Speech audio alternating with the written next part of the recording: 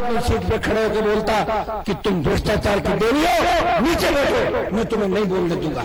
और ये आपने देखा किसकी वजह से कई बार मुझे राजस्थान की विधानसभा से बाहर निकाला, कई बार मार्शल पकड़ के ले जाते, कई बार सस्पेंड किया, लेकिन मेरे हौसले को पस्त नहीं कर सकी सरकार है।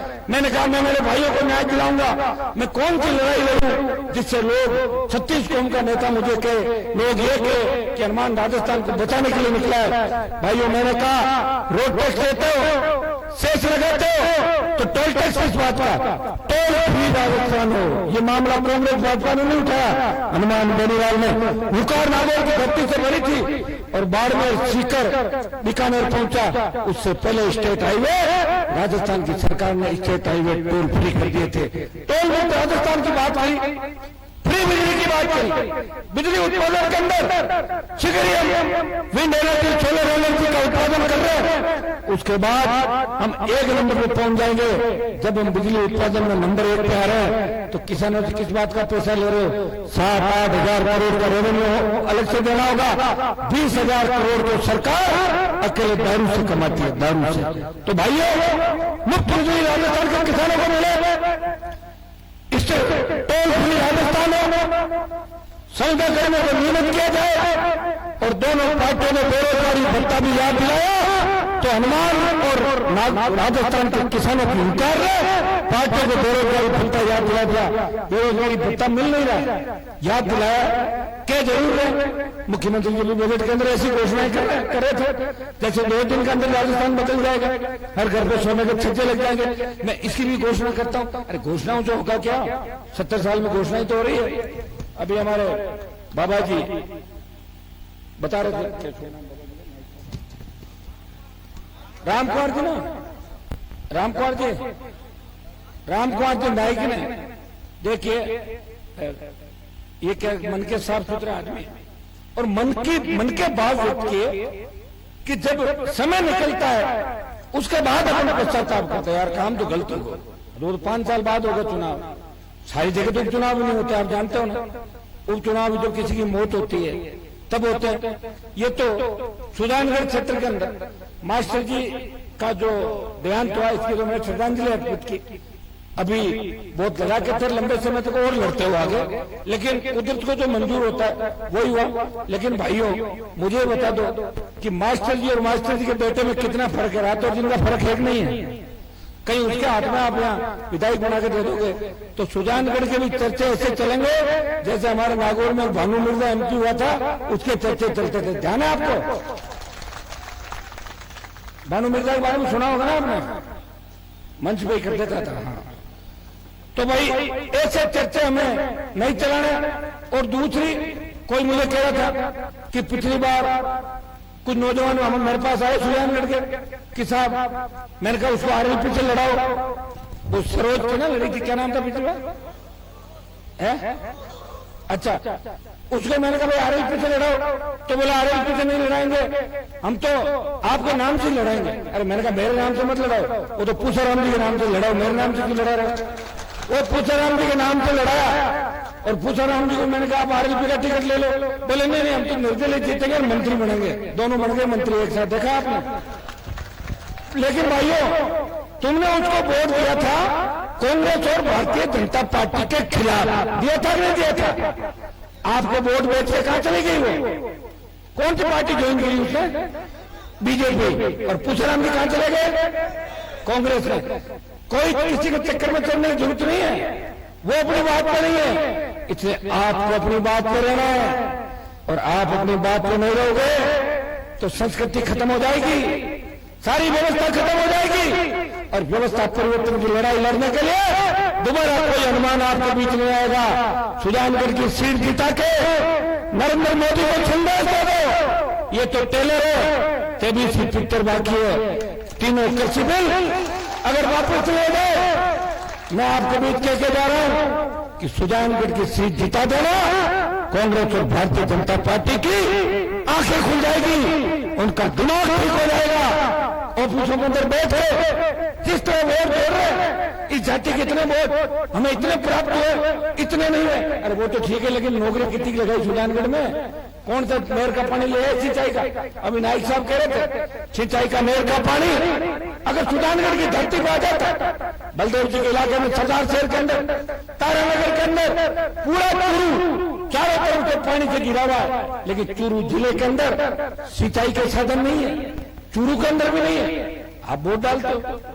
मैंने आपको क्या कहा? हमारी संख्या ज्यादा है, लेकिन चंदन में योजना का नेता था, भंवरलाल शर्माया का नेता, बाबड़ा जिया के नेता थे, कई ऐसे नेता जिनके समाजों की संख्या तो 5,000, 8,000, 9,000 है, लेकिन एमएलए बार बार बनते, बार बार बनकर चुनौती भी देते, हमें हरा के दिखा देना।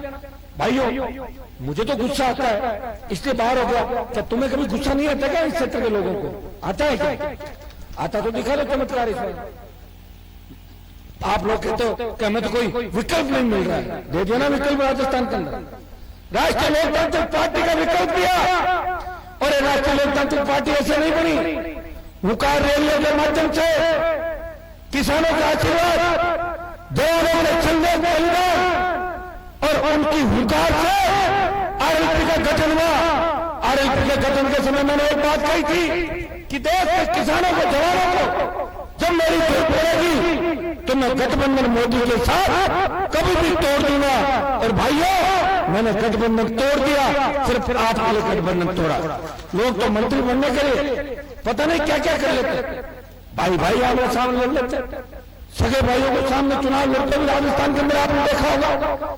सगे भाई लड़ लिए तो लड़ लिए, उनके साथ नहीं बैठना चाहिए, एक ही साथ एक थाली में खाना खाते हैं। इससे ज्यादा पब्लिक को क्या बेवकूफ बनाओगे आप बताओ? भाइयों, अब आपका लक्ष्य और निशाना एक ही रहना चाहिए कि 23 में राजस्थान की सत्ता के शिखर पे मुख्यमंत्री हमारे बनाए। और एक बार अगर राज के मजे आपने ले लिए और सीएम आपका बन गया तो भ्रष्टाचार भी खत्म हो जाएगा, अपराध भी खत्म हो जाएगा।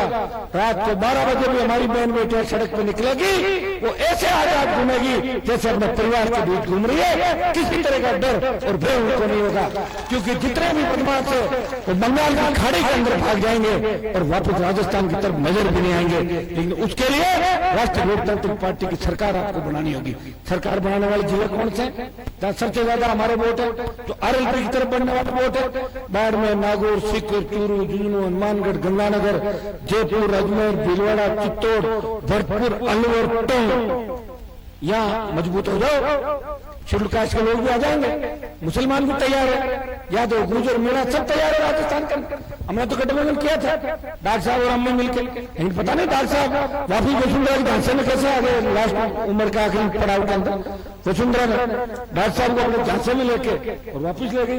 तो भाइयों, मेरा करा जो मैनेजमेंट हमारा था उसमें गड़बड़ हुई, लेकिन हनुमान बेनीवाल रुका नहीं, झुका नहीं। और देखिए, पूरी जवानी 2003 से लेकर 2023 तक जवानी के 20 साल आपकी सेवा में समर्पित कर दिए। बच्चे छोटे हैं घर पे, उनके पास जाने में कई बार 15-15 दिन लग जाते हैं, लेकिन मैं उन बच्चों को ये कहता हूँ, बेटा मैं आ जाऊंगा, तुम्हें खिलाऊंगा। मुझे राजस्थान के इस किसान कौम का कर चुकाना है जिन्होंने विपरीत परिस्थितियों में हनुमान बेनीवाल का साथ दिया। भाइयों, उठो, अपनी ताकत को पहचानो। ये बजरंग बली की धरती है। हनुमान जी महाराज को जब ताकत याद दिलाते थे तो पार उठा के लगाते थे। 7 समंदर पार जब लक्ष्मण मूर्छित हुए तो पार हनुमान जी उठा कर आए थे। राम भक्त हनुमान थे। हनुमान जी को वैसे एक चीज और है कि हनुमान जी को मिला कुछ भी नहीं था। मिला था क्या कुछ? खाली सेवा ही करते रहे। लेकिन हनुमान जी ने राम जी को उनका राज वापस दिला दिया और सीता वापस दिला दी। ये हनुमान बेनीवाल भी आपको वचन देता है, वो खुद के लिए नहीं लड़ रहा है। मैंने ये भी कहा था कि दूल्हा मजबूत हो तो बाराती भी बन जाऊंगा, लेकिन दूल्हा मजबूत होना चाहिए। मजबूत दूल्हा मुझे राजस्थान के अंदर नजर नहीं आ रहा है। मुझे तो ऐसे मजबूत लोग भी नहीं दिख रहे हैं। 6-6 घंटे में अपना बयान बदलते हैं, 12 घंटे पहले गहलोत को गाड़ी देते हैं और 12 घंटे बाद उसी के हेलीकॉप्टर में उसकी मिजाज पूछी करते हुए नजर आते हैं। मुझे हेलीकॉप्टर में बिठा लो, इसी राजी हो जाते हैं। भाइयों, मैं तो किसान का बेटा हूं। किसी उद्योगपति ने मुझे फाइनेंस नहीं किया। अगर पैसा ही हमारे पास होता 25 MLA आ जाता मेरे राजस्थान में पिछली बार। मैंने मेरे लोगों की चिंता भी करी, कई जगह बदमाशों को हराना चाहता था, कई जगह किसान के बेटों को, दलित के बेटों को, मेघवाल नाई समाज के लोगों को आगे लाना चाहता था। इसलिए मेरी पार्टी की संख्या कम रही, 3 विधायक जीते। और बसपा जो दलितों की पार्टी कहती है अपने आप को, बसपा का एक भी शेड्यूल कास्ट का विधायक नहीं जीता। मेरे 3 में से 2, एक बावरी समाज की इंदिरा बावरी और मेघवाल समाज के पुखराज गर्ग, 2 शेड्यूल कास्ट के विधायकों को लेकर राजस्थान की विधानसभा कर दिया। ये छुट्टन यादव है हमारे चौमू से, रमा सभा करो, छुट्टन जी लगभग 50,000 के लगभग वोट हुए। जायद यादवों ने पहली बार एक साथ वोट डाला। हो सकता है थोड़े से वोट चूक रहे थे। मैंने आपको बताया ना, हमारे पास सबसे बड़ी कमी क्या थी? नौजवान बदलाव चाहता था, लेकिन वो कमी अब पूरी हो जाएगी, क्योंकि 5 साल का जो ये संघर्ष है, इसमें आपको लगेगा कि राजस्थान को बचाने के लिए कौन लड़ाई लड़ रहा है। आज भारतीय जनता पार्टी की सरकार है, कांग्रेस की सरकार है आज राजस्थान के अंदर, और भारतीय जनता पार्टी के नेता कांग्रेसी नेताओं से बात करके वही मामले विधानसभा में उठाते हैं जिससे किसी का हित नहीं। प्रताप सिंह खाचरियावास परिवहन घोटाले के अंदर अरबों रुपए खा गया, भारतीय जनता पार्टी के नेताओं ने बयान नहीं दिया। इससे ज्यादा मिलाजुली का खेल खेला हुआ राजस्थान के अंदर।